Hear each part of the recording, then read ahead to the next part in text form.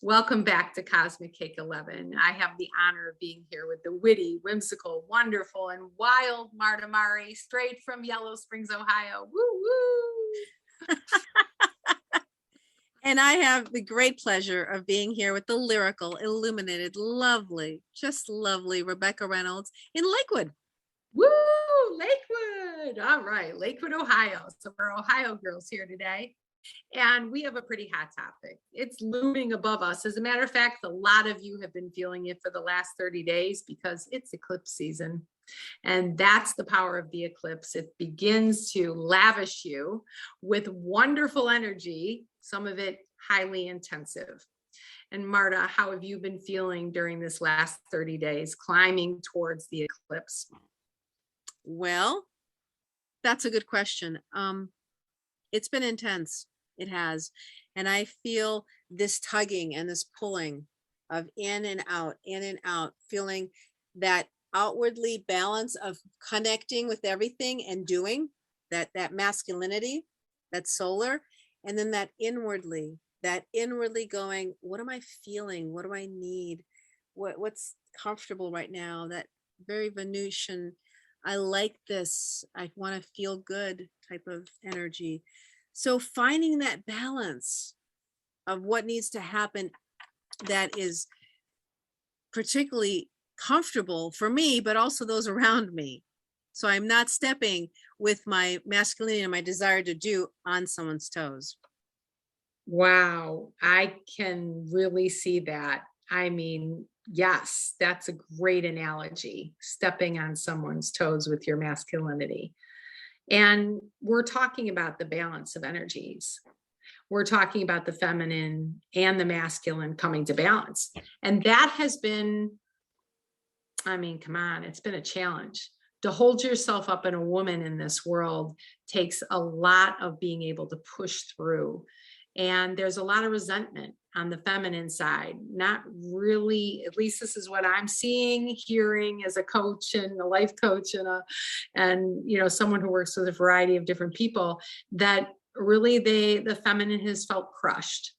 And the masculine has its need too to come to balance. It too has been groomed in a sense of not living to their highest calling. And the effects of that has been confusion. What do you want to say on that, Marta? There is a lot of confusion and frustration because society also pushes us to do, to go, to accomplish, to be very yang energies. So females are trying to balance out and be very yang, but that's very uncomfortable because if we discard all of our yin, all of our receiving, and men don't even get a chance to receive because they're expected to do and be tough and all this control. And the only thing that we should be controlling is ourselves, is my opinion. Because if I can control myself, then I'm doing the job of taking care of myself and also being respectful to the ones around me so that we can all do that for ourselves and the people around us. To me, that brings a better balance. Yeah. And then the word competition comes into me versus collaboration and co-creation. So we've been really groomed to be competitive humans. Everything is a competition. And this is going to really alarm people and probably make them not understand, because everything has been a competition, from getting into college to the soccer games to whatever we have worked with our children. It's go do. Don't you want to be the best? Don't you want to get in there? Beat that kid out of this. You got the A and they didn't, or whatever. And it's comparison. So we've got a lot of C words here, right? Comparison, competition versus cooperation, collaboration, which so we're moving into that. And with Taurus, which is ruled by Venus, you said the Venetian, and is all about love. And how are we going to balance the love of self for the love of others and all the others? And what does that feel like to you, Marta? Well, I'm going to say at first, it's a very complicated, big story, right? And C, complicated. Yep.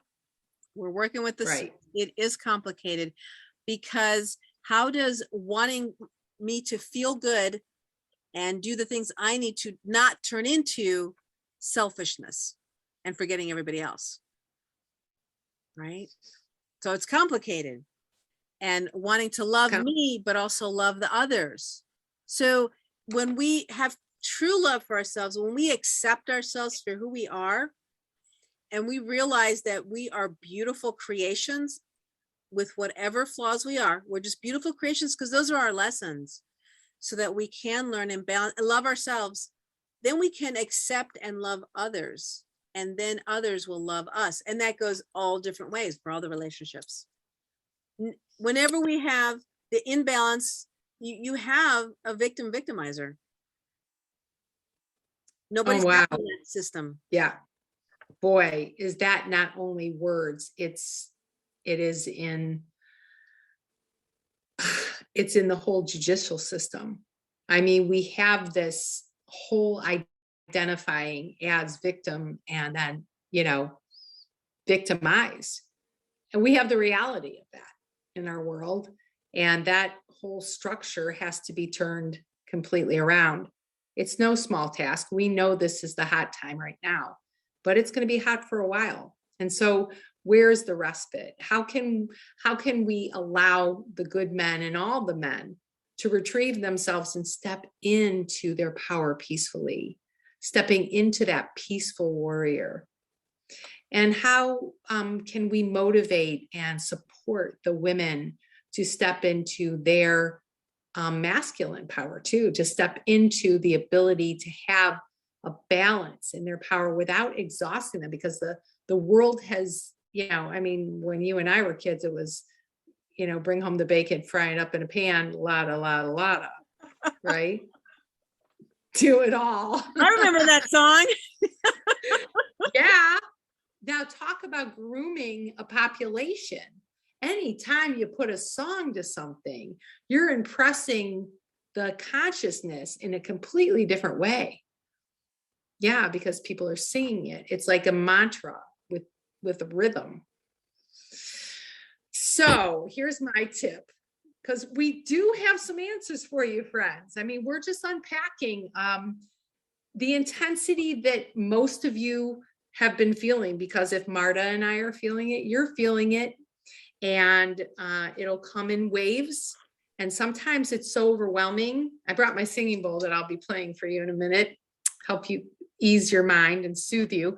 But one of the things I've been doing is sitting in nature without an agenda, literally becoming part of the landscape, so that I can have what I call a Jane Goodall moment and witness nature in its own sovereignty, doing what it does without me impacting it. And it has been honestly transformational and beautiful to find that the natural world, the animals, the bugs, the birds are approaching me, touching me, and that I am seeing things I never saw before, because usually I'm there doing something versus just sitting silent.